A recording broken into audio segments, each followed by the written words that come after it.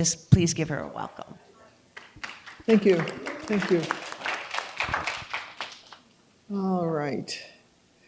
So what I've done is I've made a synopsis of what church means, and he looks at in detail Jewish temple worship as far as we know in his day in the 1940s, and there's not been much change since then.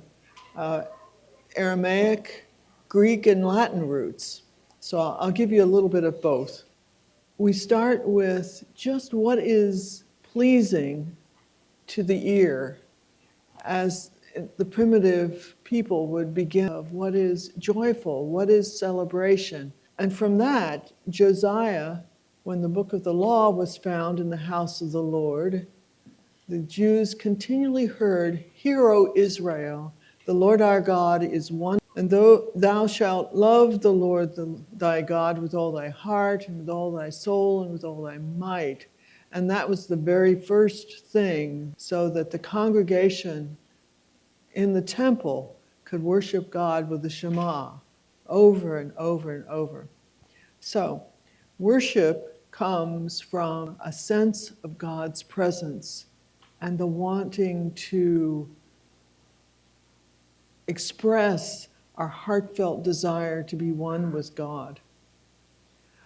Where two or three are gathered in my name, there I am in the midst of you. Up until the temple was destroyed, we're part of temple worship as well. And we need to remember that. That's our roots.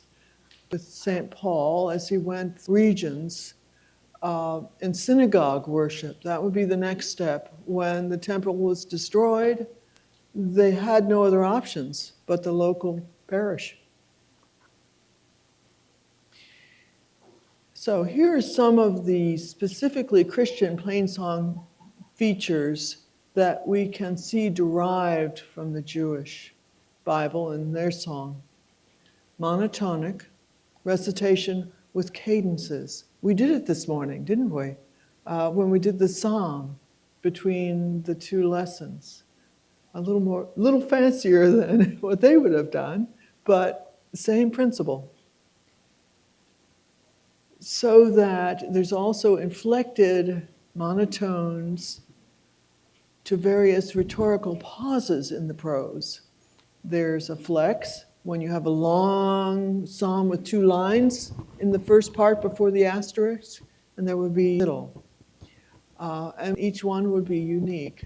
So rhetorical pauses in the prose when the lessons were sung, all from the Hebrew. Congregational refrains. Some of the psalms you might remember in Vespers. There's one psalm that the end of the verse is always the same word, and now I can't remember the number, but it's one of the Vespers ones. And there would be an antiphon, which means a word or a sentence, a phrase that focuses your mind on the theme of the psalm. It would be sung before the psalm, and it would conclude the psalm in sort of like a sandwich. And then there's the Alleluias and that sense of the prose rhythm.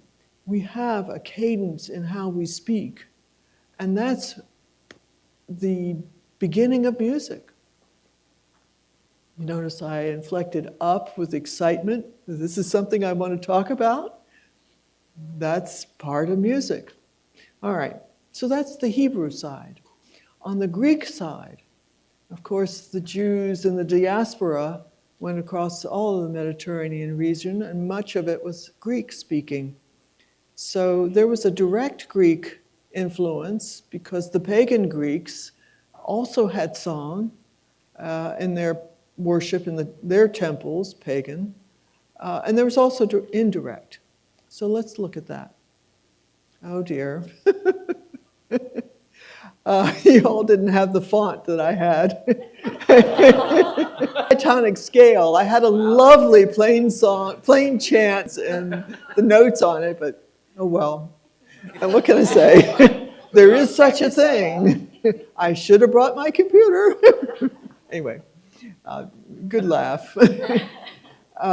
But understand, diatonic scale means that you could have whole tones, do, re, mi, fa, it's a half tone, and that comes from the Greek. So you get, in an octave, 2 half tones in the music. Those of you who are musicians know what I'm talking about. And the rest of us just accept it on faith. The other thing the Greeks did was to put little notations on whatever they're singing from an alphabet. Each alphabet letter meant a different tone to them.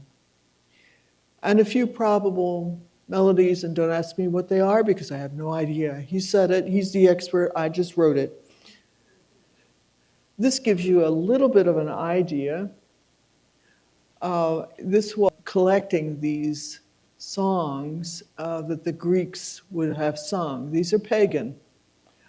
This is a hymn to Apollos. And you see on the left-hand side how they would have noted it with the letters above the words. And those letters are a tone. And on the right side, what the tones would have translated if it had been done in modern notation that we know, just to give you a little sense. Now, the indirect Greek influence, Josephus and Clement of Alexandria claimed, comes from a vast Jewish contribution, but it was past Septuagint Bible. Some of the Greek thought patterns and speech and singing patterns as the Jews became more integrated into the Greek society. Very subtle, but it needs to be said because my Greek is not that good, but I know the cadences are different from Hebrew. Hebrew tends to put the accent on the last syllable. The Greeks tended to do on the first syllable.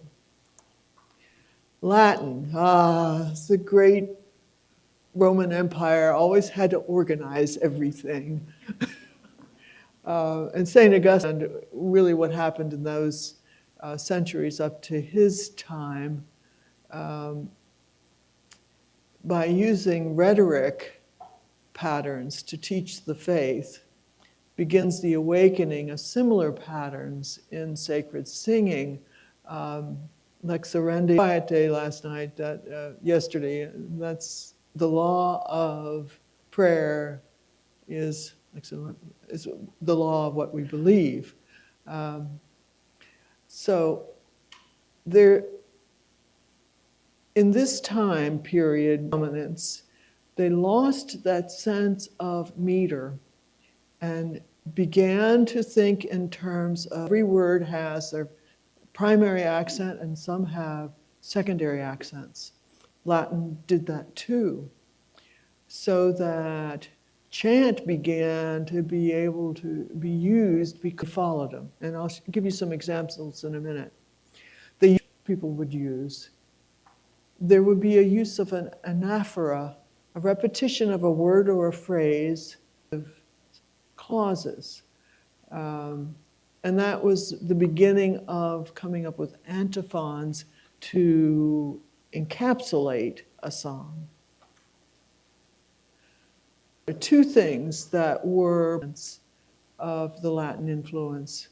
The tonic accent, very much like we have in English, was inherited from Latin. For every word, of course, word only has one syllable, in our vocal accents are, yes. So that's just the simple way of looking at it. But there's another piece to this with the cursus. You could have a phrase, and with the combinations of the accents of the words, you begin to have a lilt to what you say. And there'll be, for each end of a psalm, the mediation, the first line of a psalm, there would be a cursus where there would be syllables 2 to 3 accents apart that would then have a melody to it. And then you would have the ending the same way. And they developed set tones for these melodies from the cursus. And I'll just very rapidly give you some examples in English. I won't bore you with the Latin. Take counsel together. And so we could sing it in a tone in chant, an 8-1. Take counsel together. Syllable at the end, and you just keep it on the same tone. For a beginning one, against his anointed. I had to use an L because there wasn't a font that had an I with a slash on it. Oh well, you'll understand. And the same way with two. That's the 5-syllable cursus. There's a with angels and archangels would be if it were in the mediation. No, I can't do it with the ending. Oops, did I lose it? I lost it. There, okay, yeah. Push it down a bit. So it's a matter of staying on the same tone when it's not accented, and then after the accent, if there are extra syllables, you stay on the tone of the second accent. And the beauty of holiness, the same way. There can be 7. Oh, my goodness. Generation, generation to generation would be an ending. This most glorious resurrection. Different tones, just ones that are in my head. Because we sing these words all the time in the convent. There's another one, they give them different categories depending on how many extra syllables after the accents are. This one's a 6-syllable one, but it has 2 or 3 unaccented syllables between them, and so on. So, concluding principles derived from this brief study, very brief study in church history. First principle deduced, this is all Canon Douglas's work, it's none of mine. The music, whether solo or choral, was sung to the glory and praise of God and not to man. We were very clear. As Christians, those parts of the liturgy where the bishop and the congregation are carrying out a dialogue. The Lord be with you and with your spirit. The Sursum Corda, just before, phrases that were specific to them. Second principle, music was an integral part of each service. Bless your hearts, I love this parish because that's true here. Not as a decorative addition. You don't make it so elaborate that the music takes over. It's worship of God. Sung worship, everybody's singing a different melody, it would be cacophony. So we're all together as a whole church. In it, the expression of personal devotion was taken up into the ordered prayer of the body of Christ. Third principle. Due provision was made for each member in the body to join in the active praise of the whole in accordance with his own degree of musical skill. In other words, there's something for everybody. The dialogue between the celebrant and the congregation is the essential framework of the liturgy, but it's very simple. You can pick it up in a week or two, and then you have it. Scripture lessons read by the clergy, cantors who could exercise really wonderful, elaborate, inspiring music to bring you closer to the Lord. Liturgy. Liturgy drives music. Music is always subordinate to the text. No phrase or word might be repeated unless the liturgy itself called for that kind of repetition, like the Kyrie eleison. Lord have mercy, Christ have mercy, Lord have mercy. And so the music will also repeat following it. Fifth principle, prose texts were set to prose rhythms, and you saw in the cursus how that could be done, either through chanting, which is monotonic recitation with endings, cadences, or through melodies following a natural vocal curve of prose sentences, and keeping their free, unbarred form. So it's never metered hymns are a later addition to, so I'm really not talking about the hymnal at all. I'm talking about the liturgy as its ancient forms were. Music style was purely religious and unrelated to any of the secular music around them. We can thank the Hebrews for that. They were so focused in worship. Seventh principle, the first music, so completely synthesized and ordered, was that of the Eucharist. And there is a Gregorian antiphonale Misarum. It goes back to St. Gregory the Great, Pope Gregory the Great, in which Catholic worship is still using as a great sacrament. With that whole, and this is a very pious phrase of law, it's a good Anglo-Catholic parish. Eighth principle, the music of subsidiary offices preparatory to and reminiscent of the Eucharist, although not fully completed in Gregory the Great's time, was worked out along similar lines. And this is where the monastic movement came in with Benedict. The office music that we sing today in English was begun at that time. So it's a great tradition. Been doing it a long time. So these are just fun slides, and then this is my conclusion. It's fascinating to me when I went to the archives at the National Cathedral to find manuscripts of Latin breviaries, antiphonales, and find that the same antiphon went through the centuries. This Harker manuscript was in the 10th century, and this is Palm Sunday. Hosanna to the Son of David, blessed is he who comes in the name of the Lord, right out of Scripture. Now, if you look at it closely, you see markings above the words, and sometimes they're little U's on top of each other, and sometimes they're just slashes. Well, the scholars say this was the beginning of writing. What's the tone? It's not rhythm, although there's some arguments. Some people think they are, but there's some kind of indication of this syllable, zan has two little sh on it. Some scholars consider that two little short notes that you would sing fast, but you have no idea what the actual do, re, mi is for that.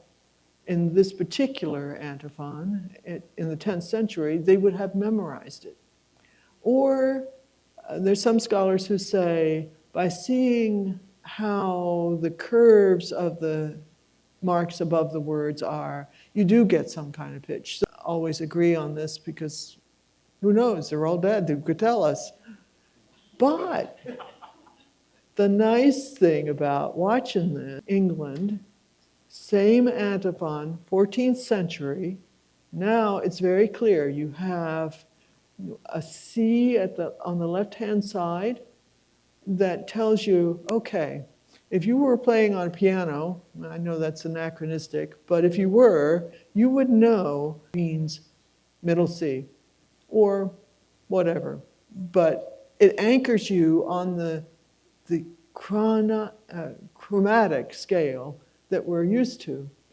And so for Hosanna, Ho gets a G below high C. But the beauty of plainsong is it's all written in the key of C, flats, no sharps. Oh, it's glorious. And the whole thing is that you use your voice in the range that's comfortable for the choir. and you have a cantor who sets that tone, and it doesn't matter whether it's middle C or high C or G or A, but the relationship between the notes are consistent with our do, re, mi, fa, sol, la, ti, do scale. That was a great innovation. And it began in the 11th century. I'll give you another example next. Back to the 10th century manuscript. Sic Deus delexit mundum. And I can't translate that one because I don't know where it came from. Anyway, you don't need to for what we're doing. Again, we're in 10th century. We're not sure whether it's rhythm or at least know how many notes there are for each syllable. We even have one that has 3 down in the lower line. Oh, and the very fourth, the last part of it, where there's a squiggle, squiggle, squiggle, and a sh. Don't you love my terminology? Very technical, you see. It's called a quilisma, but I wasn't going to bore you with that. Anyway, it gives you a sense of the first note. You hit it as if it was an accented note and hold it for 2 beats, the next note up, and there's controversy whether you do a trill in the process or not. We don't inquire. And then the third note above it. That's a quilisma. But in this particular one, in the 11th century, and isn't it interesting that now we have one line across, so you have a sense of where the pitch is in relation to the one line, whereas here you, wrong direction, here you have nothing. So this is an Italian manuscript, and it was very innovative. We're getting there. And I could sing that, and you can see how the second line, it's the beginning of a song, because you have an intonation at the beginning, but then you have a whole bunch of notes on the same line. It's part of the recitation. And then finally, the ending of the psalm on the last line, where you do have a bit of an intonation and then an ending.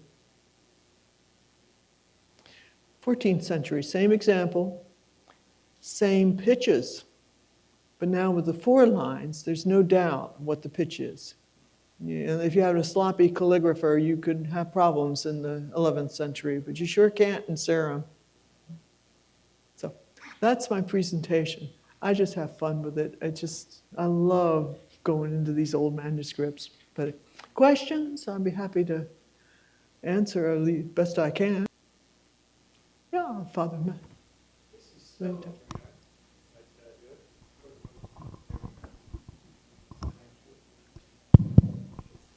Thank you. For those of us puzzled by the vast array of resources out there that often seem to be competing if we want to introduce basic chant into morning or evening prayer, which is something your average Anglican is able to do.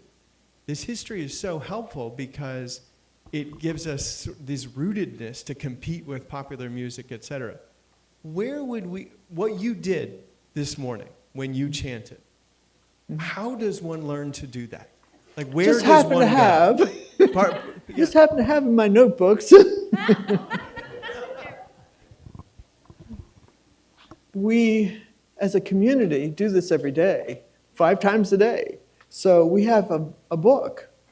And we would be more than happy to share with you the resources to do the same.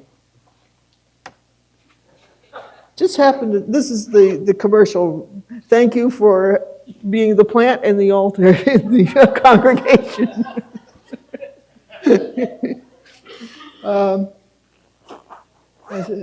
I've been a sister for 40 years. The first 20 I spent getting this into modern English.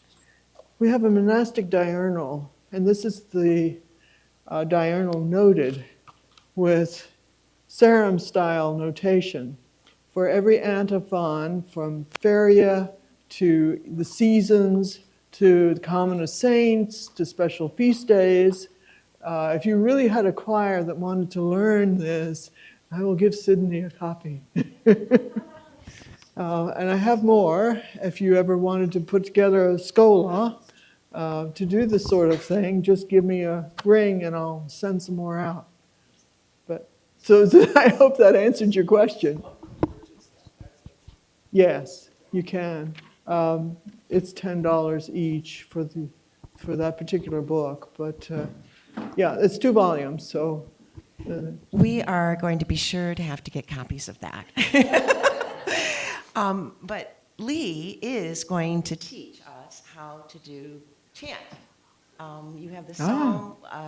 What is it when the psalm is harmonized? That is a different thing. That's Anglican chant. That's a whole different. I think on your handout you have on the left plain chant and on the right Anglican chant. So if anyone has any more questions for Mother Miriam,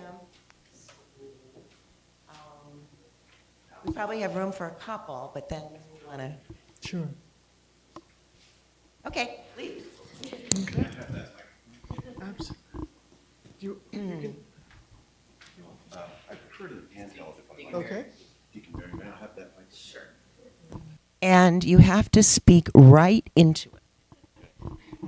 This I can do. Good morning.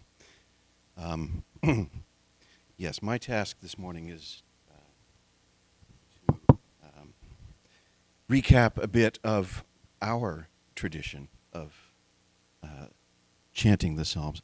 The thing above all else to know about psalm chanting is that this is sung more than anything else. If you take nothing else away with you this morning, I hope you take away that when you chant psalms, you are singing prayer.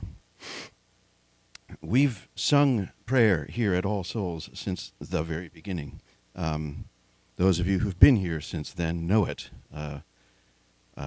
We sang it, a tune named William Crotch. We sang it every year, with the exception of penitential seasons, Advent and Lent. At that time, we would speak the Psalms and quiet our voices and our hearts. Then COVID arrived and issued in a very long penitential season. The spoken psalm became our new normal. Also, our hymnody was greatly reduced. But in 2021, the chanted psalm returned, and there was much rejoicing. And we went back to singing it to the tune that we had known for so many years. In 2022, the music committee and Father Arcadi discussed linking the tune that we chant to our 3-year lecture cycle. So let's mix it up. Let's add some variety, but not too much. So beginning in 2022, we selected a new tune for year B. That's the year we're in right now. And it's the psalm tune that you sang this morning by James Turrell. This coming Advent, we're going to introduce a couple of new approaches to our tradition. First, during the penitential seasons, rather than speaking, we will sing simple chant. That's what you have on the left-hand side of the handout in front of you. This is from the Brendan Breviary. That's an ACNA.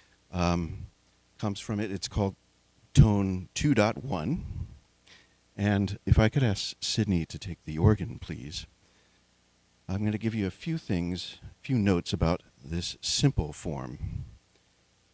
By the way, the Brendan Breviary is an excellent, or Arcadi has a copy. He might let you look at his. I'm pressed, but it will not leave my hands.